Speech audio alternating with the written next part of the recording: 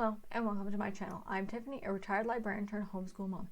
And in this video, I'm going to talk about 2 find your own adventure books. Now, I bought these for my niece a couple years ago, and I since rebought them for my own child just because I enjoyed them. My sister actually and my brother-in-law enjoyed them.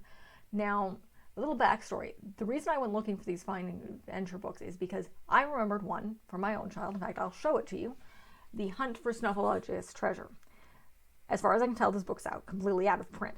Now, this is a find your own adventure book. So what you do in this book, and similar to the other one I'm going to show you, is you have a basic adventure and then you can pick what page to go to depending on what happened.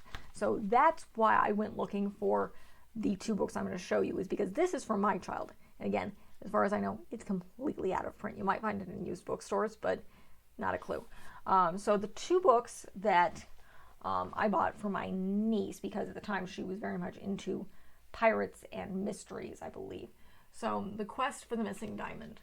This is the first book. I went searching for stuff like this. You have find your own adventure books that are chapter books, but I was looking for something that was specifically picture book like. So this is what I found. I think there's a 3rd book. But these are the 2, this is one of the 2 that I bought for my niece and since bought for my own child.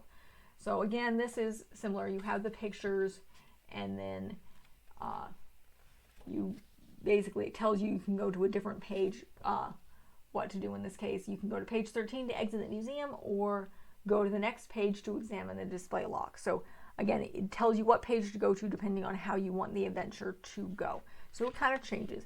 These are enjoyable book. I remember the Hunt for Snuffleupagus Treasure being an extremely enjoyable book. So again, I went looking for other ones. This is more of a steampunk kind of mystery. The other one is A Quest for the Pirate's Treasure. So similar theme. I believe it's part of the same series. So again, you're looking at the picture books. It gives you a bit of information, and then you have at least 1 or 2 options of what to do next. My sisters and my brother-in-law said they enjoyed these books reading with their kids because it changes it up. It's not your straight book you're reading to your kids, and then they can enjoy it themselves as they get older, so they can read into this. There's great illustrations. They're fun. I'm excited to read these books and to my daughter and read them with her. So it's more of an interactive way to interact with your kids. I don't know if you want to do this as bedtime books or just later, but they're great books. I will link them in the description, but